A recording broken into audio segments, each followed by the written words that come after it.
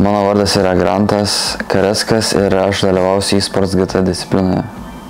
Tai per simreisingo karjerą važiuoju dabar 4 metus ir buvau pasiekęs gan nemažai, sakyčiau, aišku, ir nedaug, ir nemažai pasiekimų, ir važiavau visokiose komandose, kaip Ferrari e-sports, Veloce, būdavo tie visokie pagrindiniai čempionatai SRO pavadinimu, ir ten iškovodavau keletą pergalių, keletą podiumų ir netgi buvau užėmęs 4. vietą visam pasauliu praeitais metais. Tai tikrai yra didelis pasiekimas ir dar daug kitokių visokių lygų buvo iškovota pergalių ir čempionatų.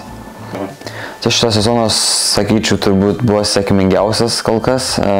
Aišku, šiais metais patekau į Ferrari e-sports komandą ir ten dalyvavome varžybose, kaip sakiau, tam SRO.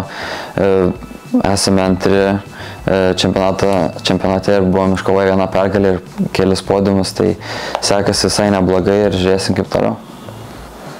Tai aišku, nuo simuliatorius ir realybės labiausiai skiriasi, kad simuliatorių gali treniruotis kiek nori, yra tiesiog nelimituotas laikas ir aišku, važiavimas realiai yra panašus, nes yra atkurti tie simuliatoriai kuo realistiškiau, kad būtų kuo realiau, būtų kuo arčiau realybės. Tai automobilių dar iš tikrųjų nežinau, kokie bus tam čempionate, tai dar nėra aišku.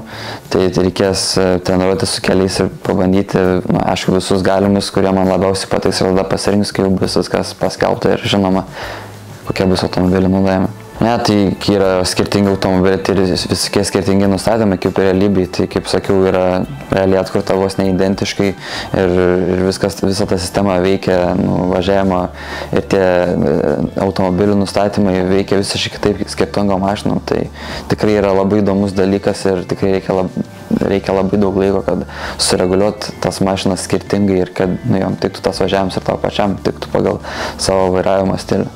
Tai mano pagrindinis tikslas, aišku, praleisti gerai laiką ir tada kiti tikslai būtų, aišku, visų pirma patekti į finalą ir tada jau bandyti siekti podiumą. Žinau, kad turiu pakankamai patirties ir pakankamai greičio, kad tą padaryti, tai manau, kad turiu kažkiek šansų tą padaryti ir tikiuosi tai pavyks išpildyti.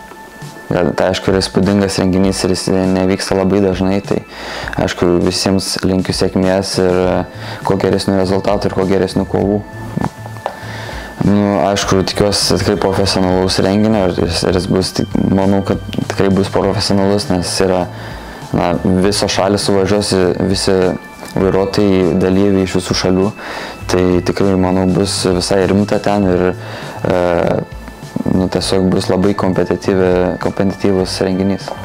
Jo, važiuoju visose čempionatuose, kuriuose dalyvauju, tai važiuoju po Lietuvos vėliavą. Nes ten, kur aš dalyvauju, realiai lietuvių nėra, tai realiai esu vienas arba ten dar vienas yra, tai tas toks kaip išskirtinis, nes ten būna iš visokių tų didžiųjų šalių, tai ir būti ten tarp tų didžiųjų šalių vairuotojų, ten pačiam top, tai tikrai yra geras jausmas. Iš tikrųjų, jo, toks visiškai kitoks, negu važiuojant kitas varžybas, aišku, tu atstovauji savo šalį ir tu nori pasirodyti kuo geriau ir visą tą atmosferą visai kitokią, tai tikrai, manau, aišku, bus šiek tiek daugiau jaudulio, bet manau, kad tai veiks ir bus visai smagu.